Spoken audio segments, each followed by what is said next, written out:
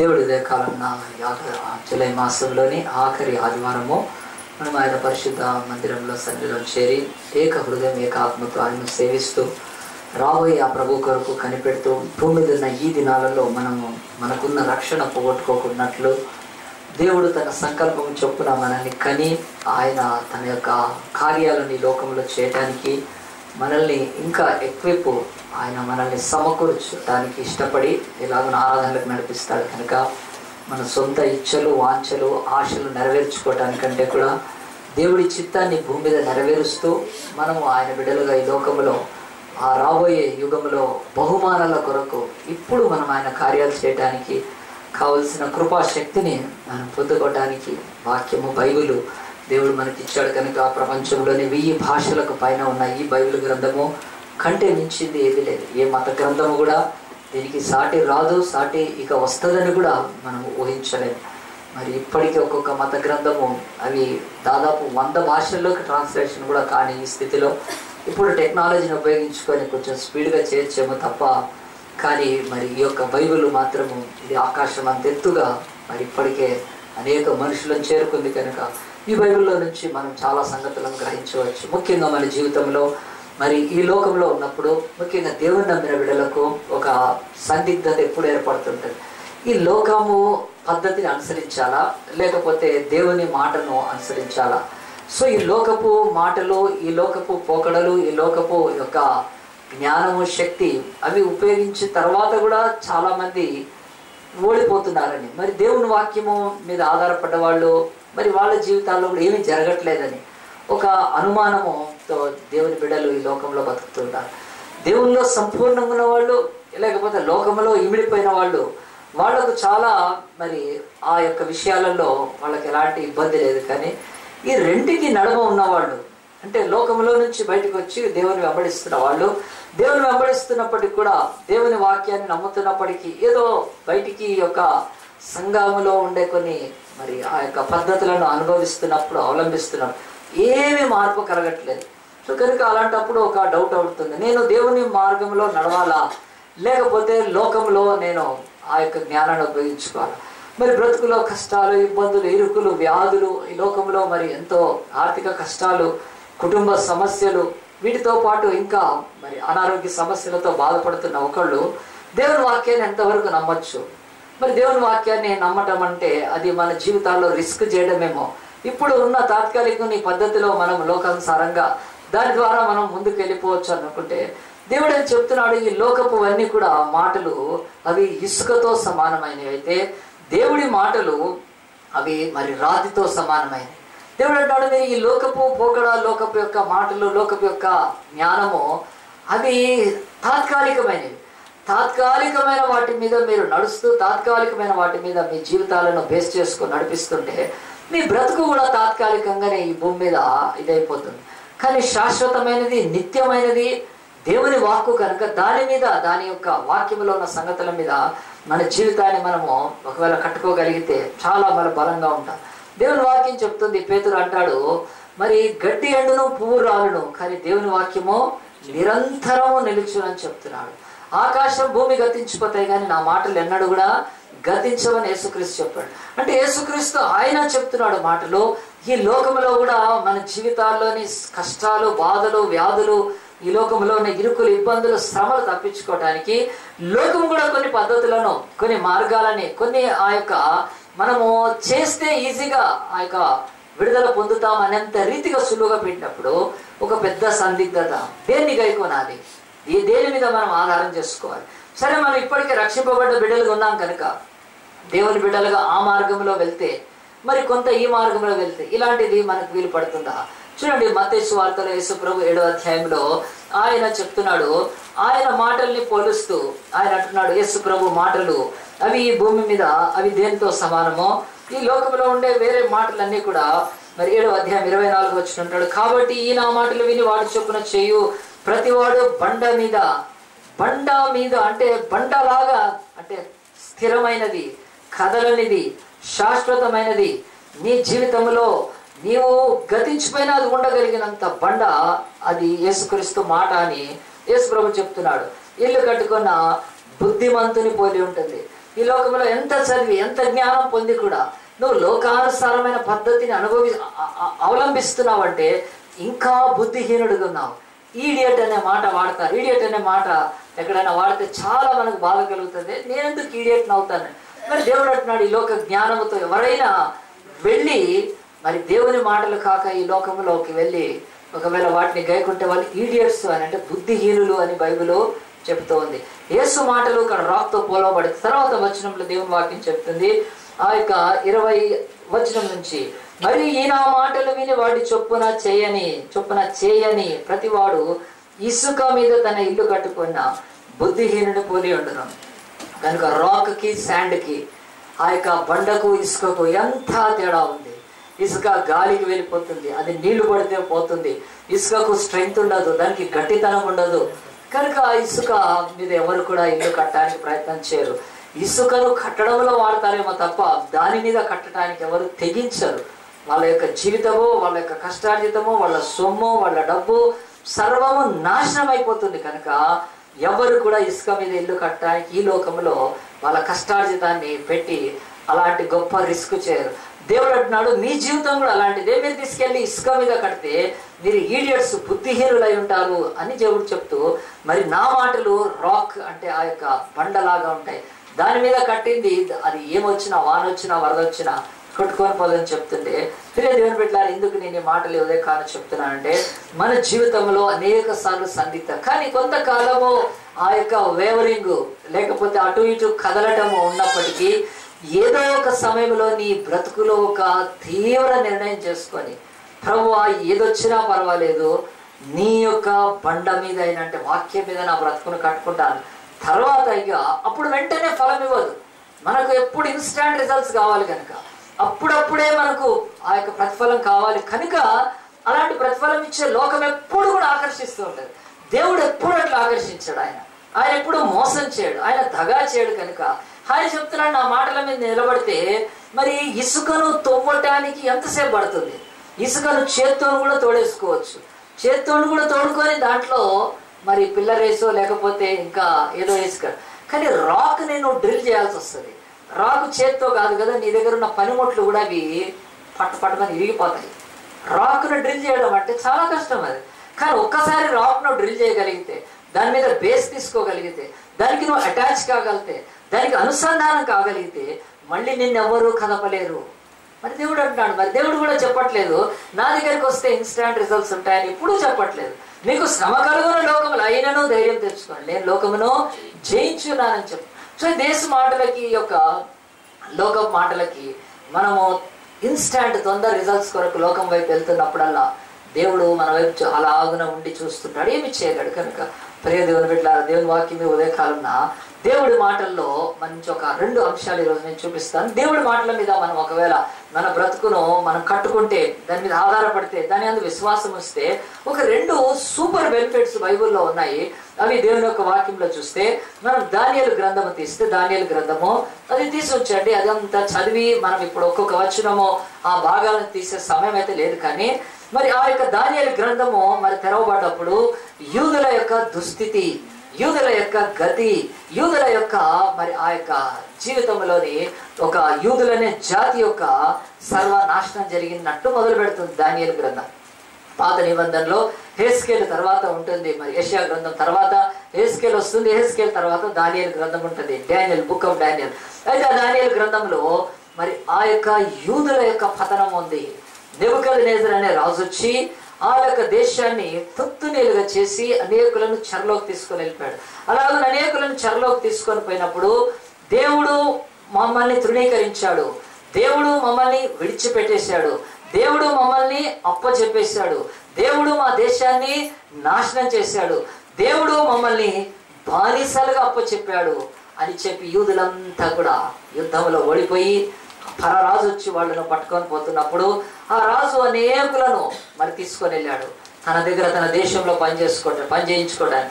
ఆ ఇశ్రాయేల్ అనే దేవుని దేశము అది నాశనం చేయబడి ఆ యొక్క యెహోయాకీషు రాజు ఉన్నప్పుడు దాన్ని నాశనం చేసిన తర్వాత ఇక దాని గురించి ఏమి బైబిల్లో రాయకుండా దేవుడు ఏమి రాస్తున్నాడంటే, మరి ఆ యొక్క మరి బబులోను దేశంలో అక్కడ ఉన్న ఆ యొక్క రాజు అన్నాడు, ఈ యూదుల్లో అందరినీ మనం పనిచేయించుకోవడం మంచిది కాదు. ఈ యూదుల్లో చాలా మంది వాళ్ళు రాజవంశీయులైన వాళ్ళు కొంతమంది ఉంటారు. ఆ తర్వాత వాళ్ళలో చాలా మరి తర్కము జ్ఞానం ఉన్న వాళ్ళు ఉంటారు, వివేకం ఉన్న వాళ్ళు ఉంటారు. అలాంటి వారిని మీరు వెట్టి పనులు చేయించద్దు. వారికి ఏం చేయండి అంటే మీరు కొన్ని టెస్టులు పెట్టండి, కొన్ని పరీక్షలు పెట్టండి. దాంట్లోంచి వాళ్ళను మరి ఎన్నిక చేసుకొని వాళ్లకు మన కల్దీయ భాష నేర్పండి, కల్దీయ సాంప్రదాయాలు నేర్పండి. ఈ యొక్క ప్రపంచంలో ఇప్పుడు మన దేశానికి మరి కావలసిన ఆ యొక్క టాలెంట్ని వాళ్ళల్లో మీరు అభివృద్ధి పరచండి అని చెప్పి రాజు మరి అష్పనేజ్ అనే తన యొక్క మరి నపుంసకుల అధిపతిని పిలిపించి యవనస్తులు మరి ఆ తర్వాత రాజవంశికులు జ్ఞానం వివేచన కలిగిన వాళ్ళు అందరికంటే ఎక్కువ ఐక్యూ ఉన్నవాళ్ళు వాళ్ళని తీసుకొని వచ్చి మీరు ట్రైన్ చేయండి అని చెప్పాడు. అలాగున కొంతమంది అక్కడికి వచ్చిన తర్వాత ఆ యొక్క రాజభవనంలో ఉండడం మొదలుపెట్టారు. కొంతమంది యవనస్తులు యూదులే దేశం.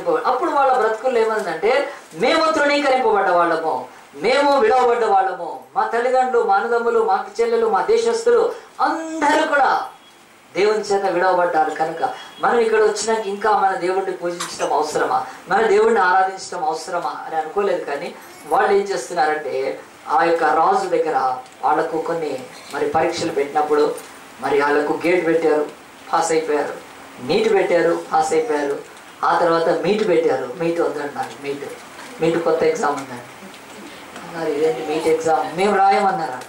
అంటే అప్పుడు ఆ యొక్క నపుంసకుల అధిపతిని అష్పనజును పిలిచి చెప్పారు, అయ్యా మరి మాకు ఈ యొక్క మీట్ అక్కర్లేదు, మేము నీటు గేట్ అయితే అయిపోయింది, మాకు ఇది అక్కర్లేదని. ఏమిటి అని అంటే మీరు పెట్టే ఈ మీట్ అంటే ఈ యొక్క ఆహారం ఏదైతే ఉందో మాకు కొంచెం అనుమానంగా ఉంది. అది రాజు బల్ల నుంచి తీసుకొచ్చిన ఆహారం తీసుకొచ్చి మాకు పెడితే మేము దాన్ని తినము. ఎందుకనంటే అది వదిలేసేయండి మీరు, కానీ మాకు ఒక అనుమతి ఇవ్వండి. మీరు ఆకుకూరలు మాత్రం పెట్టండి, అవి తింటాము. తిన్న తర్వాత పరీక్షించండి. మేము కూరగాయలు ఆకుకూరలు తిని ఇంకా మాతో పాటు ఇదే ట్రైనింగ్లో ఉన్న వాళ్ళను మమ్మల్ని పోల్చి పరీక్షించండి అన్నప్పుడు ఆ యొక్క అష్పనేజ్ అనే ఆ యొక్క నపుంసకుల అధిపతి ఓకే చూద్దాము, మీ యొక్క మరి మీట్ తోటి నా యొక్క బ్రతుకులో పెద్ద గొడవ తీసుకొస్తున్నారు అయినా అని వాళ్ళ మీద కనికరపడి ఒక 10 రోజులు సమయం ఇచ్చాడు. వాళ్ళు 10 రోజుల తర్వాత అదే ఆహారాన్ని తిన్న తర్వాత మరి ఆ యొక్క నపుంసకుల అధిపతి వేరేతో పోల్చి చూసినప్పుడు వీళ్ళకి చాలా మంచిగా ఆరోగ్యం ఉంది, చాలా వీళ్ళ ముఖం వెలిగిపోతా ఉంది. ఓకే మీరు ఎప్పటికీ ఇదే కంటిన్యూ చేయండి. 3 సంవత్సరాల తర్వాత ప్రియ దేవుని బిడ్డారా మరి ఆ యొక్క ఆకుకూరలు తిని లేకపోతే కూరగాయలు తిని రాజు బల్ల భోజనము వాళ్ళు చేయకుండా తమను తాము అలాగున మరి ఆ పరిస్థితుల్లో ఇష్టపడకున్నప్పుడు వాళ్ళు ఆ యొక్క ఐగుప్తు దేశంలో ఆ యొక్క బబులోను దేశంలో ఉండే సకల శకునగాండ్ర కంటే, అక్కడుండే మాంత్రికుల కంటే, అక్కడుండే గారుడి విద్య వాళ్ళ కంటే, అక్కడుండే జ్యోతిష్కుల కంటే వీళ్ళ యొక్క జ్ఞానము 10 రెట్లు ఎక్కువ ఉందంట. ఒకసారి చప్పట్లు కొడదాం అందరము. దేవుడు అంటున్నాడు మరి ఈ యొక్క యూదులైన వాళ్ళు ఇలాంటి పరిస్థితుల్లో మరి అక్కడ ఉండి కేవలం ఆకుకూరలు కూరగాయలు తిని ఆ తర్వాత వాళ్ళు అంత జ్ఞానం సంపాదించిన తర్వాత మరి ప్రియ దేవుని బిడ్డలారా ఒక రోజు వచ్చింది, రాజుకు కల వచ్చింది. రాజు కల వచ్చిన తర్వాత ఆ కళకు రాత్రి ఆయన అంతా కూడా నిద్ర లేకుండా భయంకరమైన కలత చెందాడు. తెల్లారి లేచాడు. లేచి ఏమన్నాడంటే నాకు కల వచ్చింది, ఆ కళ భావం చెప్పటానికి ఈ దేశంలో ఈ రాజ్యంలో ఇలాంటి కళలు చెప్పటానికి ఇప్పటికే ఉన్న నమ్మిక ట్రైనింగ్ ప్రాక్టీస్ ఎవరైతే చేస్తారో వాళ్ళు ఆయన ఆస్థానంలో చాలా మంది ఉన్నారు, ఆయన దేశంలో చాలా మంది ఉన్నారు. కనుక వాళ్ళని పిలవమనుకున్నాడు. వెంటనే ఆర్యోకు అనే ఒక అధిపతి వాళ్ళందరినీ పిలిచాడండి. పిలిచి రాజుగారికి ఒక కళ వచ్చిందని శకునగాండ్రను గారడి విద్యలు చేసే వాళ్ళను జ్యోతిష్కులను మంత్రగాళ్లను వీళ్ళందరినీ పిలిచి కల్దీలను పిలిచినప్పుడు అడిగాడు. వాళ్ళందరూ వచ్చి రాజా నీకు ఏదో కళ వచ్చింది అని చెప్పారు, మేము వచ్చామన్నప్పుడు రాజు చెప్పాడు అవును నాకు కళ వచ్చింది, మరి ఆ కళ భావం చెప్పండి అంటే చిత్తగించండి రాజా ఆ కళ మాకు చెప్తే మేము కళ భావం చెప్తామన్నారు.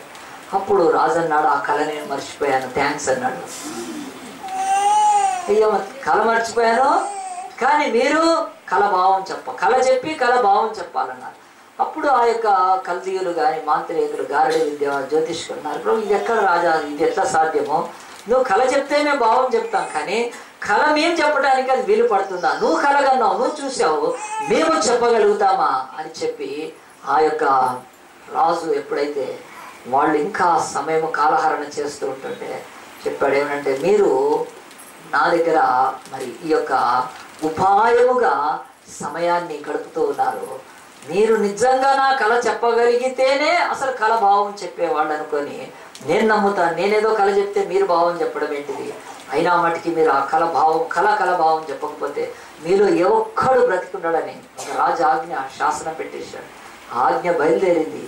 ఆర్యోకు ఆ యొక్క ఆజ్ఞ బయలుదేరిన వెంటనే అదే దేశంలో ఉన్న ఈ యొక్క యూదులు, ఆ యొక్క 4 యవనస్తులు పోయి ఆర్యోకు దగ్గర ఒక విన్నపం చేసుకున్నారు.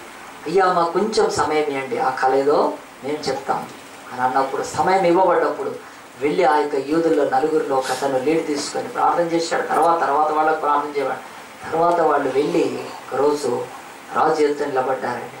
రాజు ఎదుట నిలబడ్డప్పుడు రాజు అడిగాడు, నువ్వు కళ భావం చెప్తావా, కళ చెప్తావా అంటే, అది నా యొక్క శక్తిలో లేదు, కళలను బయలుపరిచేవాడు ఆ ఒక దేవుడు ఉన్నాడు, ఆ దేవుడు నాకు బయలుపరిచాడని చెప్పి ఆ యొక్క కళా భావాన్ని మరి ఆ రాజుకు చెప్పినప్పుడు, ప్రియ దేవుని బిడ్డలారా, బైబిల్ ఏం చెప్తుందో చూడండి. దానియేలు గ్రంథం తీస్తే దానియేలు గ్రంథంలో ఇంత స్పష్టంగా మన కొరకు దేవుడు రాసిపెట్టిన ఈ అంశాలలో బైబిల్ చెప్తుంది. ఈ యొక్క యూదులనే వీళ్ళు, ఈ యొక్క 4 యవనస్తులు, లేకపోతే మరి చెరపట్టబడ్డ వాళ్ళు, ఏదో కొంతకాలం ట్రైనింగ్ అయిపోయినప్పటికీ కూడా దేవుని యొక్క వాక్యం చెప్తుంది, రాజు మరి ఈయన యొక్క కళ చెప్పి కళ భావం చెప్పిన తర్వాత దేవుని యొక్క వాక్యంలో మరి మనమందరం కూడా చూస్తే 2వ అధ్యాయంలోనే మరి ఆ యొక్క భాగము రాయబడింది. 2వ అధ్యాయంలో దేవుని యొక్క వాక్యం 46వ వచనంలో మరి ఆ యొక్క రాజు ఆ కళంతా విన్న తర్వాత, దాని భావం విన్న తర్వాత 46వ అంతటా రాజు నెబుకద్నెజరు దానియేలునకు సాష్టాంగ నమస్కారం చేసి అతన్ని పూజించి నైవేద్య ధూపములు అతనికి సమర్పింప ఆజ్ఞాపించెను. ఒక రాజు ఆనాడు ప్రపంచాన్ని ఏలుతున్న ఒక చక్రవర్తి, అలాంటి రాజు తన దేశంలో బందీలుగా పట్టుకొచ్చిన వారిని మరి ఆ ఒక 4 యూదుల్లో నుంచి మరి ఒక కళ భావం అతను చెప్పినప్పుడు సాష్టాంగ నమస్కారం చేసి పూజించాడంట. పూజించి నైవేద్య ధూపాలు అతనికి ఒక దేవుడికి దేవతకు అర్పించే వాళ్ళగా అర్పించమని చెప్పాడంటే బైబిల్ చెప్తుంది మన జీవితాలలో ఈ యొక్క షడ్రక్ కానీ, మేషక్, అబేద్నెగో, దానియేలు గురించి బైబిల్ మనకు ఒక సంగతి చెప్తుందండి. ఏమిటి అనంటే, దానియేలు కానీ ఈ యొక్క మిగతా యవనస్తులు వాళ్ళు ఏ పద్ధతిని అనుసరించారు? లోక పద్ధతినా, లేకపోతే దేవుని మీద ఆధారపడి దేవుడి పద్ధతిని ఆదరించారు? అంటే దేవుని వాక్యాన్ని గైకొన్నారు. బైబిల్ చెప్తుంది ఈ యవనస్తులకు అక్కడికి వెళ్ళిన తర్వాత మొదటి సంవత్సరంలో, ఆ యొక్క ప్రారంభ కాలంలో, మేము తృణీకరింపబడ్డాము, మేము విడవబడ్డాము, మా దేశము నాశనం అయిపోయింది, ఇంకా మేము దేవుణ్ణి ఎందుకు ఆరాధించాలి? మాకు ఇంత కష్టాలు వచ్చినా, ఇన్ని బాధలు వచ్చినా, మా దేశమంతా కూడా మరి పాడు దిబ్బగా మార్చిన దేవుణ్ణి మేము ఇంకా గైకొనాలా? దొరికిన ఉద్యోగాలతో, ఉన్న జ్ఞానంతో, ఉన్న తెలివి ఆలోచనలతో ఆ దేశంలో సుఖంగా ఉంటూ మన ఆ దేశపు దేవతలను కాదండి. బైబిల్ చెప్తుంది వాళ్ళ జీవితాల్లో ఒక బలమైన మాట వాళ్ళు నమ్మారు. వీళ్ళకంటే ముందే ఒక ప్రవక్త, ఒక యాజకుడి భూమి మీద జీవించాడు. ఆయన పేరు సమూయేలు. ఆయన తన జీవితంలో ఒక మాట పరిశుద్ధాత్మ ద్వారా పలికాడు. ఆ మాట ఏమిటంటే, నన్ను ఘనపరచు వారిని నేను ఘనపరుస్తాను, నన్ను తృణీకరించిన వారిని తృణీకారమందుదురు అంటున్నాడు. చూడండి ఆ మాట మొదటి సమూయేలు గ్రంథము మరి 2వ అధ్యాయంలో 30వ వచనంలో బహు స్పష్టంగా రాయబడింది. మొదటి సమూయేలు గ్రంథం 2వ అధ్యాయంలో ఈ యొక్క యూదులు అయిన ఈ యొక్క యవనస్తులు వాళ్ళ జీవితాలలో ఈ యొక్క వాక్యాన్ని వారు పూర్తిగా నమ్మారు. తృణీకరింపబడిన వారిలో ఉండి కూడా మనం ఆయనను ఘనపరచగలిగితే, మనం ఆయనను ఆరాధించగలిగితే, కావున యెహోవా వాక్యేదనగా నన్ను ఘనపరచు వారిని నేను ఘనపరచుదును, నన్ను తృణీకరించువారు తృణీకారమందుదురు. 1 Samuel 2nd chapter 30th verse లో మొదటి సమూయేలు గ్రంథము మరి 2వ అధ్యాయం 30వ వచనంలో ఆఖరి భాగంలో ఉంది, నన్ను ఘనపరచు వారిని నేను ఘనపరుస్తాను, నన్ను తృణీకరించిన వారు తృణీకారమందుదురు. కానీ ఇక్కడ పరిస్థితి అట్లా లేదు. అలాగే ఆ యూదులు 4 తమ గురించి ఆలోచించుకుంటే, మేము తృణీకరింపబడ్డాము, మా బతుకు ఇదిగో ఈ యొక్క దేశానికి మరి బానిసలుగా ఉండటానికి, లేకపోతే పరాయి దేశంలో ఉండటానికి, స్వేచ్ఛ లేకుండా, స్వాస్థ్యం లేకుండా, తల్లిదండ్రులు లేకుండా, కట్టు బట్టలతో గొలుసులు వేసుకొని మరి ఆ యొక్క బందీలుగా వచ్చిన వాళ్ళు ఇక్కడికి సరే వీళ్ళకి కొంచెం జ్ఞానం ఉన్నప్పటికీ మిగతా తన సహోదరులందరూ కూడా అయితే బైబిల్ ఇక్కడే ఒక పాఠం నేర్పిస్తుంది. ఈరోజు మన కుటుంబాలలో కూడా చూసుకుంటే అనేకమైన కష్టాలు, బాధలు మన దేశంలో కానీ మన ప్రజల్లో ఉంటే, మన జాతిలో, మన కులస్తుల్లో ఉంటే, వీళ్ళు ఆలోచించినట్లు ఆలోచించగలిగితే దేవుడు అంటాడు నీ బ్రతుకులో విడుదల, లేకపోతే నీ బ్రతుకులో దేవుని వాక్యం మీద కట్టుకోవటము వీళ్ళ జీవితాల్లో తెలుస్తుంది. తృణీకారం అందిన ప్రజలే. కానీ దేవుడు అంటున్నాడు ఈ యొక్క నలుగురు యవనస్తులు వాళ్ళు ఒకటి డిసైడ్ చేసుకున్నారు, మేము తృణీకారం పొందటానికి దేవుడు అన్యాయస్తుడు కాదు, మా దేశము యుద్ధంలో ఓడిపోవటానికి, మేము బానిసలు కావటానికి, మా దేశము నాశనం కావటానికి, మా దేశ ప్రజల యొక్క బ్రతుకు, మా దేశపు రాజు యొక్క బ్రతుకు దీనికి కారణము. ఇంక్లూడింగ్ మా తల్లిదండ్రులు కూడా ధైర్యం లేక ఈ లోక ఆచారాలు నమ్ముతూ, ఈ లోక పోకలు నమ్ముతూ, వానాడు ఉన్న ఆ యొక్క రాజు యొక్క పద్ధతులనే వాళ్ళు పాటించి దేవుణ్ణి అవమానపరిచారు కనుక ఆకాశం నుంచి ఉగ్రత దిగి వచ్చింది. పొరుగు దేశాలు వచ్చి మా దేశాన్ని నాశనం చేసేసాయి. సో తృణీకరించిన వారు దేవుడు కాదు, మొదట నా ప్రజలు తృణీకరించారు. కూర్చోండి, ఈరోజు ఇక్కడ కూర్చున్న వాళ్ళు ఎంతమంది మీ ఇంట్లో చర్చిలకు వెళ్తారు, ఎంత దేవుని భక్తిలో ఉంటారు, ఎంత నీతిలో బతుకు ఉండకపోవచ్చు, ఆ కుటుంబాలు అనుభవిస్తున్నాయి కూడా అలాగున్నాయి. కానీ ఇండివిజువల్గా దేవుని యొక్క సన్నిధికి వచ్చినప్పుడు నీకు దేవుడు అంటున్నాడు తృణీకారం పొందిన వాళ్ళలో ఉన్న దేవుడు ఇంకా నేను తృణీకరించను, నీలో ఉంది కదా భక్తి. అదిగో ఆ షడ్రక్ మేషక్ అబేద్నెగోల వలె, ఆ దానియేలు వలె లేచి పరాయి దేశంలో వాళ్ళు దేవుణ్ణి ఘనపరచడం మొదలు పెట్టారు.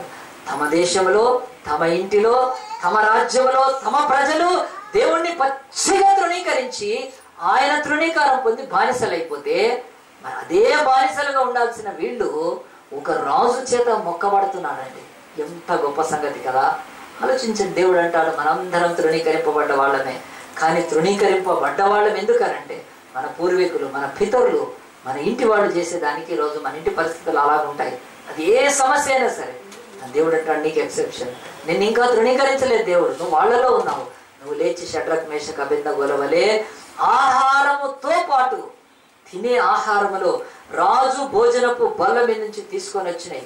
అవి గొంతు పిసికి, అవి అపవిత్రమైన జంతువుల్లో నుంచి చేయబడిన ఆహారాన్ని, ఆ దేవతలకు దేవుళ్లకు పెట్టిన నైవేద్యాలకు పెట్టిన ఆ యొక్క నైవేద్యాలకు పెట్టిన ఆహారాలను తాము తినకూడదని, తమను తాము అపవిత్రపరచుకోకూడదని, తమ శరీరం ద్వారా, తమ మనస్సు ద్వారా, తమ యొక్క ఆచరణ ద్వారా ఎక్కడో దేశం నుంచి తీసుకొని రాబడ్డ వాళ్ళు ఈ దేశంలో దేవుని ఘనపరిచినప్పుడు దేవుడు ఎక్కడ ఘనపరిచాడు? ఆ దేశంలో అత్యున్నతమైన సింహాసనం మీద ఉండేవాడు రాజు. రాజు లేచి దానియేలుకు సాష్టాంగ పడుతున్నాడండి. ఎంత గొప్ప సంగతి. బైబిల్ అంటుంది దానియేలు కానీ షడ్రక్ మేషక్ అబేద్నెగోలు వాళ్ళు దేవుణ్ణి ఘనపరిచారు. దేంతో ఘనపరిచారు? దేవుడిచ్చిన ఆజ్ఞలను నెరవేరుస్తున్నారు. వాళ్ళు దేవుని ఘనపరిచారు. దేశం పట్టించుకోలేదు, వాళ్ళు కులం పట్టించుకోలేదు, వాళ్ళ యొక్క ఆహారాన్ని, డ్యూటీ అన్ని పక్కన పెట్టారు. మా దేవుడి కొరకు మేము చచ్చిపోయినా పర్వాలేదు అని చెప్పి దేవుని ఘనపరిచినందుకు దేవుడు అంటాడు నన్ను ఘనపరచు వారిని నేను ఘనపరుస్తాను. ఎంత ఘనపరిచాడండి.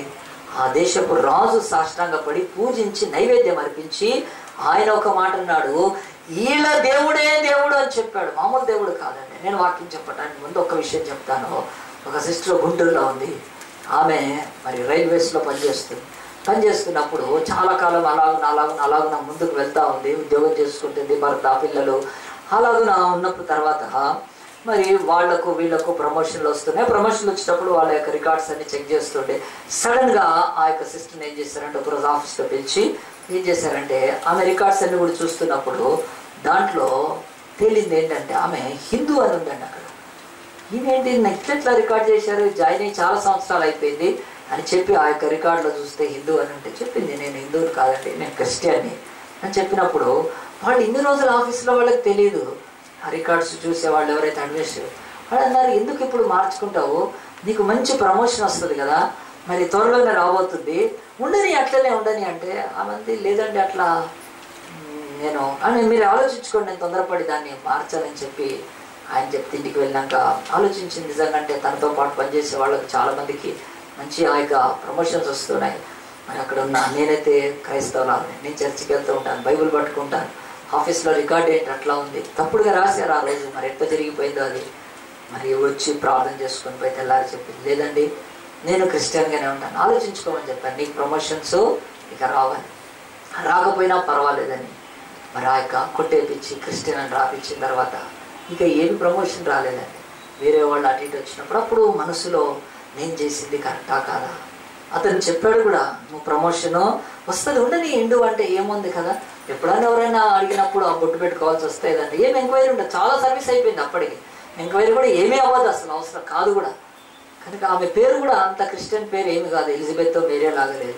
కనుక ఈజీగా ఆ యొక్క అనుకున్నప్పుడు అనిపించింది తనకంటే కొంచెం తక్కువ వాళ్ళు ప్రమోషన్స్ పొందుతున్నప్పుడు మనసు అనిపిస్తుంది. కానీ నేను చేసింది కరెక్టే.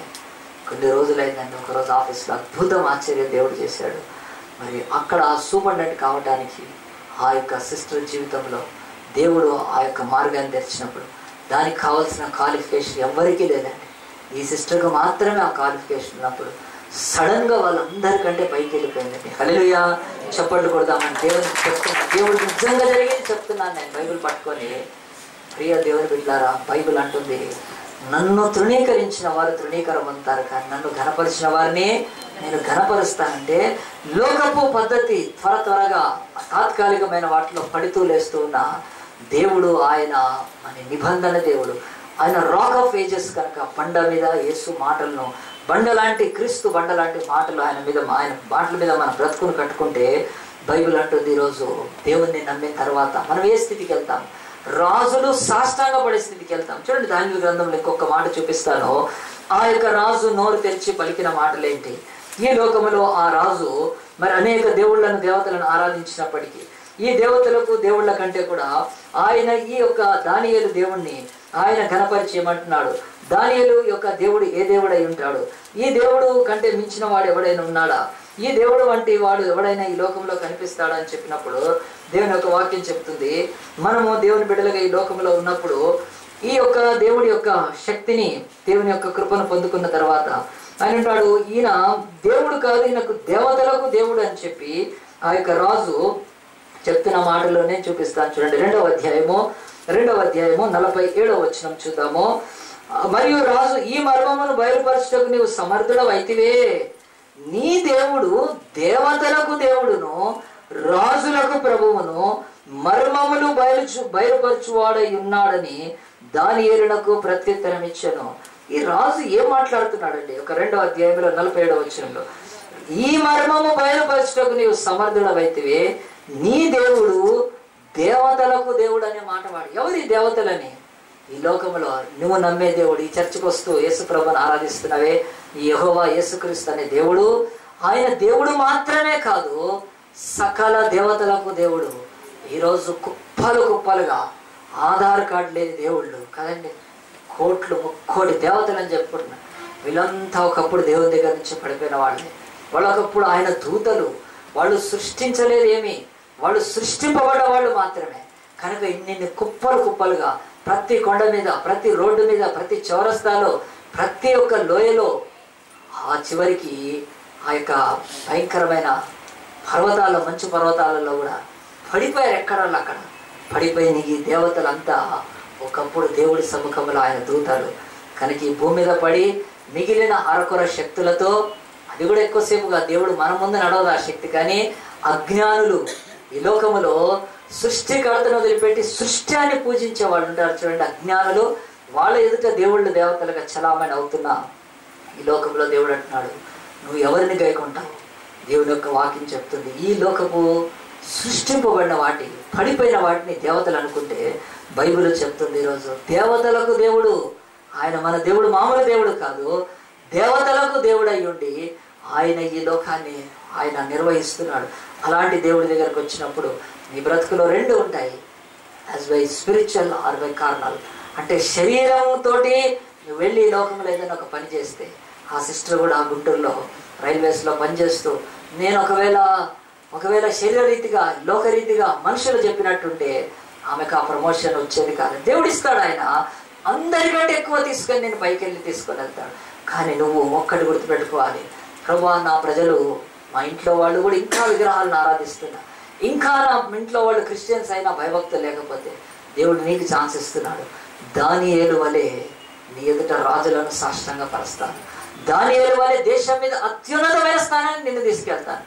ఎందుకంటే నా మాటలు భూమి ఆకాశాలు గతించిపోయినా గడ్డి ఎండి పువ్వు రాలిన నా మాటలు నిరంతరం నిలిచినవి, నన్ను ఘనపరచువాన్ని నేను ఘనపరుస్తానంటున్నాడు. మొదటి చూపించాను, రెండోది చూపిస్తాను చూడండి. దేవుని యొక్క వాక్యంలో ఇది గుర్తుపెట్టుకోండి, ఎప్పుడైనా నువ్వు ఎక్కడైనా ఆయన ఘనపరచాలి.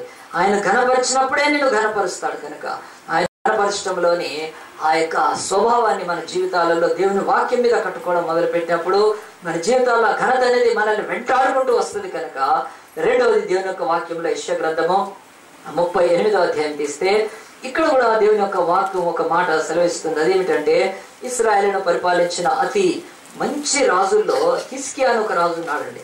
యెషయా గ్రంథం 38వ అధ్యాయం తీస్తే యెషయా గ్రంథం 38వ అధ్యాయంలో, ఆ దినములలో హిజ్కియాకు మరణకరమైన రోగం కలగా ప్రవక్తయు ఆమోజు కుమారుడైన యెషయా అతని యొద్దకు వచ్చి, నీవు మరణమవుచున్నావు, బ్రతకవు కనుక నీ ఇల్లు చక్కబెట్టుకొనమని యెహోవా సెలవిచ్చున్నాడని చెప్పగా, అతడు తన ముఖమును గొడతడి తిప్పుకొని, యెహోవా యథార్థ హృదయుడైన సత్యంతో నీ సరిది నేను ఎట్లు నడుచుకుంటున్నావు, నీ దృష్టికి అనుకూలంగా సమస్తము నేను ఎట్లు జరిగించుతున్నావు. ఐజయా 38 బైబిల్ చెప్తుంది, కృపతో జ్ఞాపకం చేసుకొనమని హిజ్కియా కన్నీళ్లు విడిచి యెహోవాకు ప్రార్థన చేయగా, యెహోవాకు యెషయాకు ప్రత్యక్షమయ్యేలాగా సెలవిచ్చాను. అంటే నీవు తిరిగి హిజ్కియా వద్దకు పోయి అతనితో ఇట్లను, నీ పితరుడైన దావీదునకు దేవుడైన యెహోవా నీవు సెలవిచ్చినదేమనగా, నీవు కన్నీళ్లు విడిచి చూస్తే నీ ప్రార్థన నేను అంగీకరించాను, ఇంకా 15 సంవత్సరముల ఆయుష్ నీకు ఇచ్చేదను అని చెప్తున్నాడు. ఎంత గొప్ప దేవుడు అండి. ఈ యొక్క భాగంలో ఇంకొక మాట ఉందనండి. ఈ లోకంలో బైబిల్లో చూస్తే ఇశ్రాయేలు పరిపాలించిన 43 రాజుల్లో దావీదు తర్వాత హిజ్కియా చాలా మంచి రాజు అండి. చాలా దేవుని యొక్క అంగీకరింపబడ్డారు. ఇంకా మిగతా ఎవరికి ఆ స్టేజ్ రాలేదు కనుక మరి వాళ్ళ యొక్క చరిత్రలో, సుదీర్ఘమైన చరిత్రలో ఇశ్రాయేలు సమస్తాన్ని, వాళ్ళ దేశాన్ని కోల్పోయి రోమా ఆ యొక్క ప్రభుత్వం కింద వాళ్ళు శాశ్వతంగా బానిసలైపోయి, ఆ తర్వాత 2000 సంవత్సరాలు వాళ్ళకు దేశం లేకుండా 1947లో మనకు ఫ్రీడమ్ వస్తే వాళ్లకు 48లో వచ్చిందండి ఇశ్రాయేళ్లకు. వాళ్ళు స్వతంత్ర దేశంగా ఏర్పడ్డారు మన తర్వాత. సో అన్ని వందల సంవత్సరాలు, వేల సంవత్సరాలు వాళ్ళకు కూడా దేశం లేకుండా చల్లా చెదరైపోయారు ప్రపంచం అంతా. కానీ వాళ్ళు దేశంగా ఉన్నప్పుడు మాత్రం పరిపాలించిన 43 రాజుల్లో హిజ్కియా చాలా గొప్ప రాజు అని బైబిల్ చెప్తుంది. ఈయన జీవితంలో మరణకరమైన రోగం వచ్చింది. ఆ రోగం వచ్చినప్పుడు ఆయన రాజు కనుక రాజ వైద్యం చేయించుకొని అనేక మంది ఆ యొక్క వైద్యులను పిలిపించుకొని ఆయన ఆ యొక్క వైద్యం చేయించుకుంటూ ఆ వైద్యం వికటించినా పాడుగాకపోయినా పర్వాలేదు, నాకు ఇంతే ఇచ్చాడని చెప్పి తను పాపములో ఉండి దేవుని అయిష్టుడుగా ఉండి తన బ్రతుకులో ముందు కొనసాగలేదు. కానీ ఆయన ఒక్కటి ఏం చేశాడంటే, ఆయన తన జీవితంలో దేవుణ్ణి వ్యాధి వచ్చినాక కూడా ప్రేమిస్తున్నాడు. తన జీవితంలో రాజు అయి ఉండి మరణకరమైన రోగం అనుభవిస్తూ సింహాసనాన్ని వదిలిపెట్టి తన దినాల్లో సగంలో నుంచి కొనిపోబట్టడానికి, మధ్యాహ్నమే నా బ్రతుకు ఈ లోకంలోంచి వెళ్ళిపోతానికి సిద్ధమైనప్పుడు, ప్రభువా నేను నిన్ను ప్రేమిస్తున్నాను, నిన్ను ప్రేమించిన నా ప్రేమను బట్టి నీ నుంచి నాకు విడుదల కలగాలని ఆయన తర్వాత కీర్తన రాశాడు. చూడండి, కీర్తన అంటే ఎప్పుడు దావీదే అనుకుంటాం కానీ చాలా మంది రాశారు కీర్తనలు కూడా. ఈయన 38వ ఆ యొక్క అధ్యాయంలోనే 9వ వచనం నుంచి అతడు ఒక కీర్తన రాశాడండి. 9వ వచనంలో, యూదారాజు హిజ్కియా రోగి ఆరోగ్యం పొందిన తర్వాత అతడు రచించినది, నా దినములు మధ్యాహ్న కాలమందు నేను పాతాళ ద్వారమున పోవలసి వచ్చాను, నా ఆయుష్ శేషం పోగొట్టుకి ఉన్నాను, యెహోవా సజీవుల దేశమైన యెహోవాను చూడకపోదును, మృతుల లోకవాసిన ఇకను మనుషుల కానకపోదని నేను అనుకుంటుని, నా నివాసము పెరికివేయబడను, గొర్రెల కాపరి గుడిసెవలది నా ఎదురు నుండి ఎత్తుకొని పోయబడనని చెప్పి దేవుని యొక్క వాక్యం, ఒక దినములోగా నీవు నన్ను సమాప్తి చేస్తున్నావు, ఉదయమగు వరకు ఓర్చుకొంటిని, సింహము ఎముకలను విరిచినట్లు నొప్పి చేత నా ఎముకలని విరవబడనని 13వ వచనం. ఒక దినములోగా నీవు నన్ను అదంతా చదువుతుంటే అతని చింత, అతని బాధ, అతని వేదన, ఆ మరణకరమైన రోగంతో ఆయన పడుతున్న తిప్పల్లో దేవుని వాక్యం చెప్తుంది ఏం చేయాలి. వ్యాధి వచ్చినప్పుడు, రోగం వచ్చినప్పుడు, ఈ లోకంలో భయంకరమైన పరిస్థితి వచ్చినప్పుడు, శరీరం ఇక సహకరించుకున్నప్పుడు, మధ్య ఆయుష్లోనే వెళ్ళిపోవాల్సి వచ్చినప్పుడు, భార్యను, పిల్లల్ని, సత్తును, సంపత్తును, ఉన్న పనులను వదిలి మధ్యలోనే వెళ్ళిపోవాల్సి వచ్చిన కాలం ఒకవేళ ఈ భూమి మీద అనారోగ్యాలతో వచ్చినప్పుడు, బైబిల్ అంటుంది మనకు ఏం పద్ధతులు ఉన్నాయి. ఒకటి ట్రీట్మెంట్. ఈ లోకంలో మంచి ట్రీట్మెంట్ కొరకు, ఈ వైద్యం కొరకు ఈ లోకంలో చాలాసార్లు ఎదురు చూస్తుంటాం. నిజమే, ఆ వైద్యం చేయించుకుంటే అది పనిచేయాలన్నా చేయాలన్నా దేవుడి యొక్క వాక్యము నీ ముందు ఉన్నప్పుడు, 2 మార్గాలు నీ ఎదుట ఉన్నప్పుడు, ఒకటి అత్యున్నతమైనది దేవుడు ఫెయిల్ కాని మార్గము, ఎన్నడూ ఆయన మాట ఇచ్చి ఆయన వాగ్దానం ఇచ్చి నెరవేర్చకుండా ఆయనకున్న గుణాలలో ఆయన వాగ్దానం చేసే దేవుడు ఈ లోకంలో ఎవ్వడు వాగ్దానం చేయలేడు. రెండోది, ఆయన వాగ్దానాన్ని నెరవేర్చే దేవుడు, ఎవ్వడు వాగ్దానాన్ని నెరవేర్చలేడు. మూడవది, ఆయన వాగ్దానం పట్ల విశ్వాసత కలిగిన వాడు, చెప్పిన మాట తరాలైనా నెరవేరుస్తాడు. అంతేకాదు ఎన్నడూ మాట తప్పని దేవుడు. ఆ మాట తప్పని దేవుడు మాట మీద ఆధారపడి, దేవా నా జీవితంలో ఈ వ్యాధి, ఈ బాధ ఎందుకు వచ్చింది, నువ్వు దాన్ని నాకు బయలుపరచు. హిజ్కియా చేసిన పాపమైన, హిజ్కియా చేసిన తప్పైన, హిజ్కియా ఏదైనా దేవుడు దాన్ని బయలుపరిచి పశ్చాత్తాపం ద్వారా దేవుడి దగ్గరికి రావడానికి ఒక అవకాశం, మార్గం ఏర్పడుతున్నప్పుడు దేవుడిని తృణీకరించి ఈ లోక వైద్యాల వైపు వెళితే ఎలా ఉంటుంది? హిజ్కియా అలాగైతే ఉండదండి. హిజ్కియా తను గోడ వైపు తిరిగి కన్నీళ్లు కారుస్తుంటే, కన్నీళ్లు కరవటానికి, ప్రార్థన చేయడానికి, దేవుడి సముఖంకి వెళ్ళటానికి ఎంత టైం పడుతుంది కదా. నిన్న మొన్న ఒక అబ్బాయి యాక్సిడెంట్ అయిందండి. యాక్సిడెంట్ అయిన తర్వాత అతని స్నేహితులంతా అక్కడ ఉన్నారు. ఒక డిస్ట్రిక్ట్లో జరిగిందండి, యవ్వనస్తుడు. ఆ తర్వాత 108కి ఫోన్ చేస్తే రాలేదు. తర్వాత యాక్సిడెంట్ అయితే వాళ్ళు ఇంకొక బస్సులోనో దేంట్లోనో తీసుకొని వెళ్ళారు. హాస్పిటల్ తీసుకెళ్ళి లోపల చచ్చిపోయాడు అబ్బాయి, యవ్వనస్తుడు. మంచిగా పేపర్లో ఎన్నో చూస్తుంటాం. నేను ఏదో వింతదేం కొత్తదేం చెప్పట్లేదు, రోజు ఎంతోమంది పోతున్నారు. కానీ బైబిల్ చెప్తుంది, ఈరోజు మన జీవితాలలో ఒకసారి మనం కుప్పగూలిపోతే మనం తీసుకెళ్ళటానికి కూడా ఎంతో టైం పడితే, మన జీవితాల్లో ఏదైనా ఒక వ్యాధి ప్రారంభమైతే, మన జీవితాల్లో మనల్ని లోపల నుంచి తినేసే, మనల్ని క్షోభ పెట్టేది ఏదైనా ప్రారంభమైతే చాలా సమయం ఉంటుందండి. అప్పుడు లాట్ ఆఫ్ టైం. దేవుడు కనికర గలవాడు, దీర్ఘశాంతుడు. ఆయన కృప శాశ్వతమైంది కనుక పడమటికి తూర్పు ఎంత దూరం అంత దూరపరిచే దేవుడు. ఆయన ఇచ్చిన సమయాన్ని యూజ్ చేసుకోవాలండి. యెషయా సడన్ గా హార్ట్ అటాక్ వచ్చి, అదండి మొన్న కోటగిరి విద్యాధర్ గారు కదా, ఆయన ఎంతసేపు అండి హార్ట్ అటాక్ వస్తే చచ్చిపోయాడు కదా. మినిస్టర్గా ఉన్నాడు అంటే, ఆ యొక్క మినిస్టర్ ఉండి మరి మంచి ఆ యొక్క రాజకీయ స్థితి, సామాజిక స్థితి, ఆ తర్వాత గొప్ప హోదా, డబ్బు, పేరు కదా. ఏపీలో మరి 10 కోట్ల మందిలో దాదాపు ఎంతోమంది ఆయన గుర్తుపడతారు, ఢిల్లీ అయినా ఎక్కడైనా. ఆ మనిషికి గుండె పోటు వస్తే ఎంతసేపు బతికాడండి, ఛాన్స్ లేదు. బైబిల్ చెప్తుంది మరి, ఈ లోకంలో నీ ధనమో, నీ కులమో, నీ ఏది నిన్ను ఆదుకోలేదు. హిజ్కియా కూడా ఏం ఆదుకుంటుంది తెలుసా అతనికి? నా సింహాసనం నన్ను కాపాడదు ఈ అనారోగ్యంలోంచి, నా సైన్యాలు నన్ను కాపాడలేవు, నేను మరణంలోకి పోతే మరణంలోంచి లాక్కొచ్చేంత సైన్యమో ఎవడు లేడు ఈ లోకంలో. ఎవరైనా నన్ను బాగు చేయగలుగుతారా? రాజ వైద్యం చేయించుకుంటే రాజ వైద్యులకు నాలోని అంతరంగంలోని పాపం బయలుపడుతుందా? వాళ్ళకి శరీరంలో ఉండే వ్యాధి తెలుస్తుంది, కానీ హృదయంలో ఉండే వ్యాధి వాళ్ళకి తెలుస్తుందా? అలాంటి వైద్యుడు ఎవడైనా ఉన్నాడా? సిటీ స్కాన్ చేస్తారు కానీ హార్ట్ స్కాన్ చేసేవాడు ఎవడైనా ఉన్నాడా? ఎవడు లేడు, చెయ్యలేడు కూడా. కనుక హిజ్కియా ఒకటి అర్థమైందండి, దేవుడి ప్రేమ గొప్పది, ఆయన ప్రేమ మీద ఆధారపడాలని చెప్పి వెంటనే కన్నీళ్లు కార్చాడండి. గోడ వైపు తిరిగాడు, ప్రార్థన చేయడం మొదలుపెట్టాడు. ఆ తర్వాత బైబిల్ చెప్తుంది, ఏ ప్రవక్త అయితే వచ్చి చెప్పాడో ఆ ప్రవక్త వెళ్ళక ముందే, ఆవరణ దాటి ఆ బయటికి వెళ్ళక ముందే ఆ యొక్క యెషయా అనే ప్రవక్తకు మళ్ళీ దేవుని వాక్కు, యెషయా అంటే చెప్పండి తండ్రి అంటే, వెనక్కి వెళ్ళు నువ్వు, నేను ఏ రాజునైతే ఇక మరణంలోకి వెళ్ళిపోతావను అతని కన్నీళ్లు, అతని పశ్చాత్తాపాన్ని నేను చూశాను. అతడి యొక్క జీవితంలో నా పట్ల ప్రేమ స్వభావం తగ్గలేదు, నాలో ఉండే ప్రేమ అతడు గుర్తిస్తున్నాడు. గో బ్యాక్, వెళ్ళి చెప్పు, నువ్వు ఇంకా 15 సంవత్సరాలు బతుకుతావని చెప్పినప్పుడు వెళ్ళాడండి. వెళ్ళిన తర్వాత ఆ యొక్క యెషయా చెప్పిన తర్వాత మరి ఏం చేశాడంటే, నేను నమ్మను అనలేదు యెషయా, ఇది హిజ్కియా అతను నమ్ముతున్నాడండి, ఫెయిత్ కూడా ఉంది కనుక. అయినా ఒక్క సూచన చూపించమన్నప్పుడు ఆనాడు మరి ఈ యొక్క టైము లెక్క పెట్టుకోవటానికి, కాలాన్ని లెక్క పెట్టుకోవటానికి సూర్యుడు గడియారం వాడేవాడు.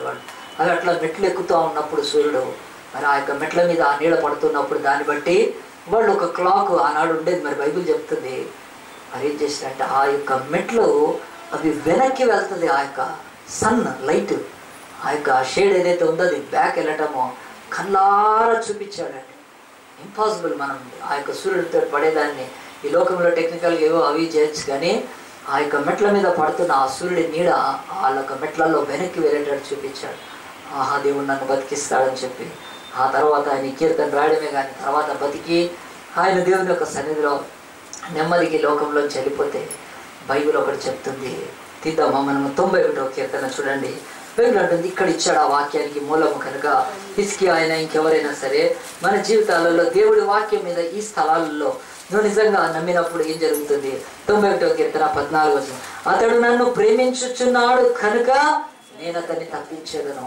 ఇది బైబిల్లో ఉన్నదంటే బైబిల్లో ఒక మాట, నువ్వు దేవుణ్ణి ప్రేమించినప్పుడు, దేవుళ్ళలోకి వచ్చినప్పుడు, ఆయన ఆరాధిస్తున్నప్పుడు, ఆయన ప్రేమించినప్పుడు, ఆయన మాటలు గైకొన్నప్పుడు, ఆయనకు విశ్వాసం వచ్చినప్పుడు, ఆయనకు విధేయుడమైనప్పుడు, ఆయనకు ఇష్టమైనప్పుడు, ఆయన దగ్గర వచ్చి ప్రార్థన చేసినప్పుడు దేవుడు ఇంకా నీకు ఎట్లా మరణం వస్తుంది, ఇంకా నీ జీవితంలో ఏమొస్తుంది? కనుక త్వరగా ఈ లోకంలో మనం వైద్యం వైపు అడుగులు వేస్తూ తప్పేమీ లేదు. వైద్యం వైపు వెళ్ళడం నేను అనట్లేదు, మెడిసిన్ తీసుకోవడం తప్పని కానీ, మెడికేషన్కి వెళ్ళడం అనే కానీ డాక్టర్లు, కానీ దేవుడు నీకు ఇచ్చిన సమయం ఏమిటి అంటున్నాడు. లోకమంతా వెళ్తున్నారు, ఈ లోకంలో ఏ దేవుడు, ఈ ముక్కోటి దేవతలు నా దగ్గరికి రండి మిమ్మల్ని స్వస్థపరుస్తాను అంటలేదు, నా దగ్గర రండి గుండు గీకి పంపుతా అంటున్నాడు, నిలువు దోపిడి నూలు పోగు లేకుండా లాక్కుంటాను అంటున్నాడు, నా దగ్గరికి రండి నేను ముంచేస్తాను అంటున్నాడు. ఎంత ఘోరం అండి కదా. మనం వెళ్ళారు అక్కడ బద్రీనాథ్ కేదార్నాథ్కి వెళ్తే చాలా మంది వెళ్ళారు పుణ్యం చేసుకోవడానికి, పుణ్యమే చేసుకున్నారు, ఇక రాలేదు. కానీ చెప్తున్నాను, అసలు దేవుళ్ళు మింగుతున్నారు, ఈ లోకంలో మింగి పారేస్తున్నారు. ఎంతో మంది శవాలు దొరికితే ఎంత ఘోరం అండి. ఆ యొక్క టీవీలో వాటిలో చూస్తే ఆ శవాలను ఖననం చేయటానికి, ఆ యొక్క శవాలను మిలిటరీ వాళ్ళు ఎత్తటానికి ప్రయత్నం చేస్తే అది ఘోరంగా ఉందండి. వాళ్ళను పట్టుకొని ఇట్లా చెయ్యి లాగితే చెయ్యి కూడా వస్తున్నాయి. వారం రోజులు బురదకు వర్షానికి తడిసి ఆ శరీరాలు కుళ్ళిపోయి డీకంపోజ్ అయిపోయి చెయ్యి ఇట్లా లాగితే, ఇట్లా దూది చెయ్యి పట్టుకొని లాగితే ఎట్లా వస్తుందండి దూది, అట్లా చేతులు వస్తున్నాయి. ఆ మాంసము, ఆ వాసన కంపు భరించలేదు. దేవుడు అంటున్నాడు, ఈ దేవతల దగ్గర కా వెళ్ళేది, ఈ దేవుళ్ళ దగ్గర కా వెళ్ళేది.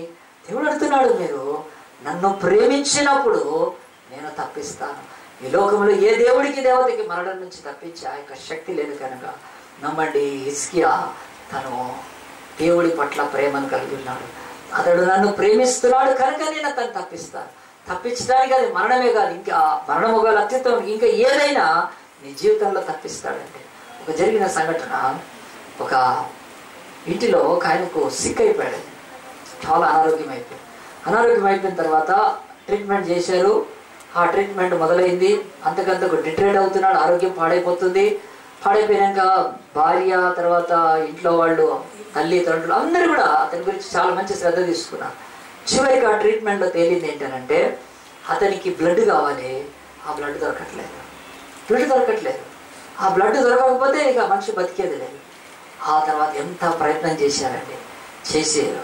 వాళ్ళు చాలా ధనవంతులు, వాళ్ళకి ఎస్టేట్స్ ఉన్నాయి, వాళ్ళకి ఎస్టేట్స్ ఉన్నాయంటే వాళ్ళు ఎంతో ధనవంతులు ఆలోచించండి. కనుక ఆ తర్వాత వాళ్ళు ఆ యొక్క ట్రీట్మెంట్ జరుగుతూనే ఉంది, ఆ యొక్క బ్లడ్ దొరకలేదు, చచ్చిపోయినాక ఆమె విధవరాలు అయిపోయింది. యవన కాలంలో విధవరాలు అయిపోయింది. పిల్లోడు, కొడుకు ఉన్నారు, కుటుంబం ఉంది, ఎస్టేట్స్ ఉన్నాయి, ఆస్తి ఉంది, అంతా ఉంది. తర్వాత ఆ విధవరాలు అలాగున్న కొంతకాలం గడుపుతుంది. చాలా రోజులు, 23 సంవత్సరాలు గడిచిపోయిందండి. 23 years. 23 సంవత్సరాల తర్వాత సేమ్ అదే రిపీట్ అయింది ఆ ఇంట్లో. వాళ్ళ కొడుకు ఇప్పుడు సిక్ అయిపోయాడు, ఆమె కొడుకు సిక్ అయిన తర్వాత ఆమె కొడుకు కూడా సేమ్ ప్రాబ్లం, బ్లడ్ దొరకట్లేదు. ఏం బ్లడ్ అది? O negative blood. మరి అప్పుడు ఆ 23 ఏళ్ల క్రితం అదే ప్రాబ్లము, ఇప్పుడు యవనస్తుడు వాళ్ళ కొడుకు చాలా పెద్దగా అయిపోయాడు. ఒక డిసీజ్ వస్తే అతని బ్లడ్ ఓ నెగిటివ్ కావాలి. కానీ ఈసారి మాత్రము 23 ఏళ్ల క్రితం భర్తను పోగొట్టుకుంది, ఇప్పుడు కొడుకుని పోగొట్టుకోవాల్సిన సమయం ఉంటే, కానీ ఏం కాలేదంటే ఆమె అలాగున్న వెళ్తే ఆ O positive, O negative blood దొరికింది. ఆ తర్వాత స్వస్థ పొందాడు, తర్వాత ప్రార్థన చేశారు, ఆ తర్వాత బతికి తిరిగి వచ్చాడు. ఆమె సాక్ష్యం చెప్తుంది. ఆమె ఎవరో చెప్తే మీకు చాలా ఆశ్చర్యం వేస్తుండొచ్చు, కానీ తెలిసి కూడా ఉండొచ్చు. ఆమె పేరు విమలారెడ్డి అండి. విమలారెడ్డి అని, ఈమె ఎవరో కాదు, డాక్టర్ రాజశేఖర్ మన దివంగత ముఖ్యమంత్రి యొక్క బంధువురాలు ఈమె విమలారెడ్డి. నమ్మక దేశప్రభు 23 సంవత్సరాల క్రితం వాళ్ళ భర్త ఓ నెగిటివ్ రక్తం దొరకనప్పుడు వీళ్ళు విగ్రహారాధికులు, పచ్చి విగ్రహారాధికులు.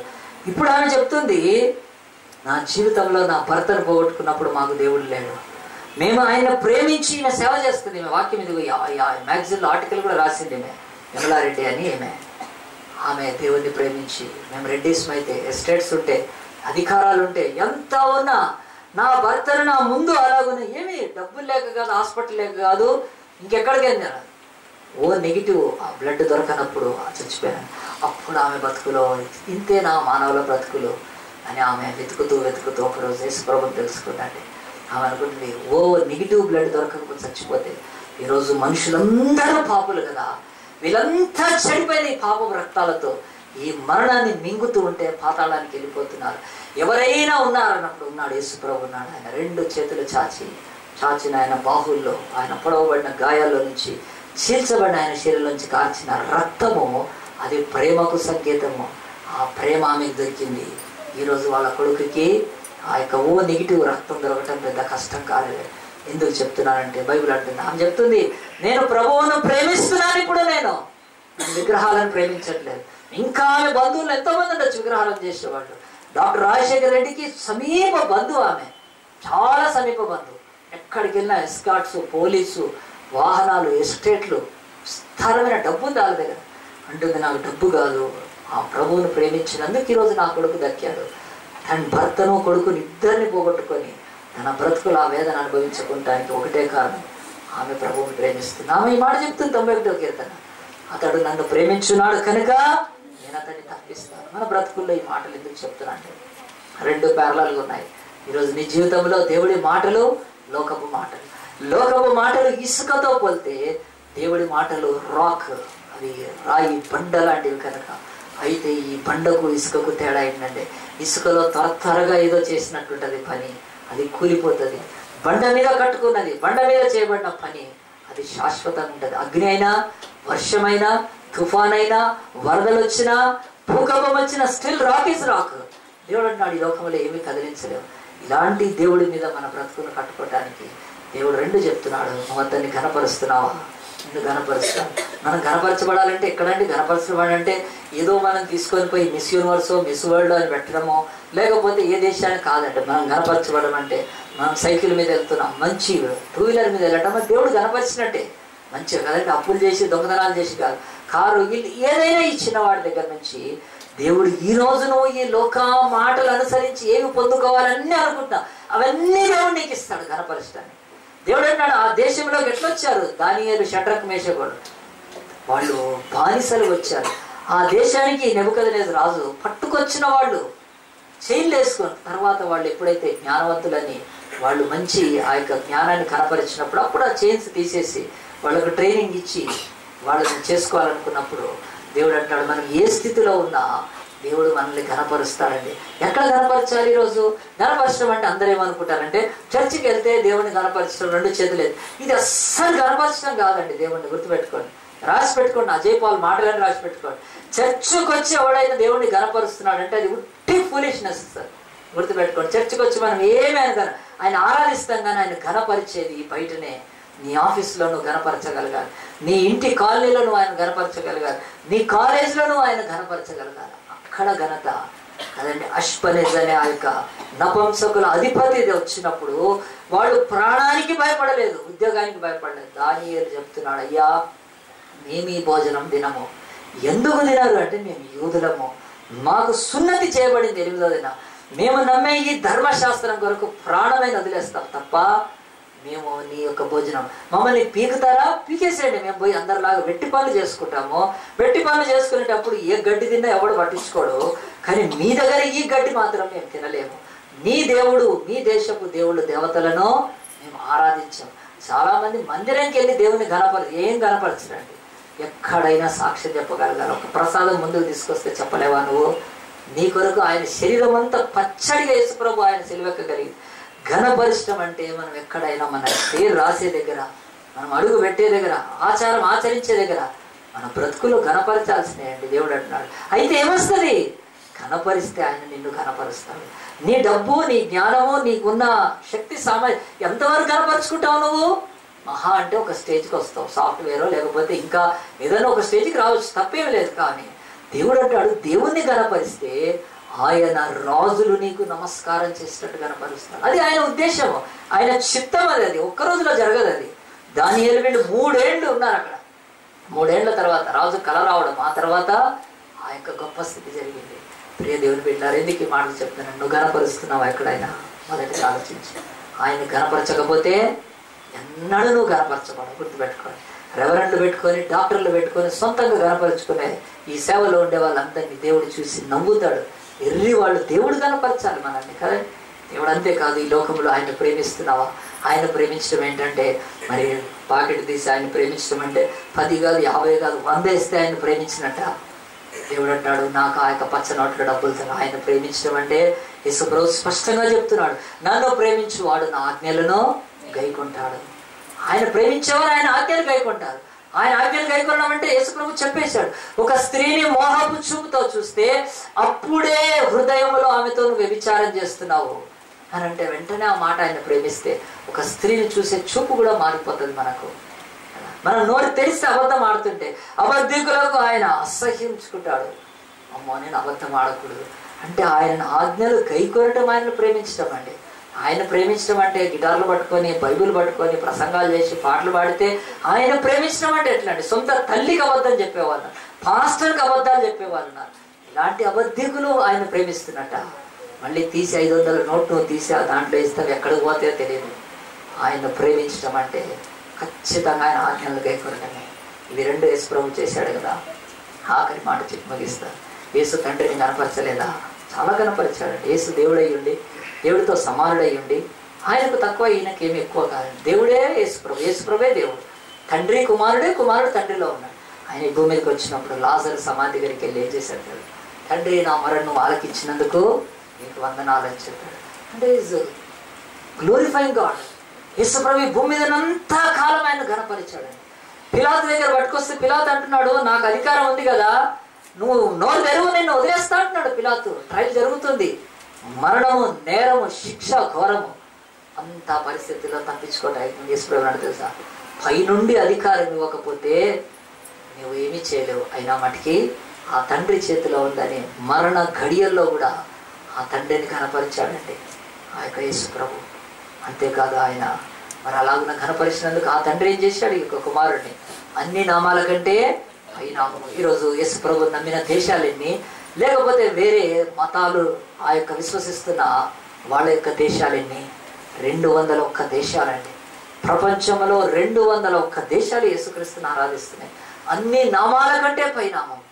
భూమి మీద సగము కంటే పైన ప్రజలు యేసు నమ్ముతున్నారంటే దేవుడు ఏం దేవుడు అంటే ఆ తండ్రి ఘనపరిచిన దేవుడు.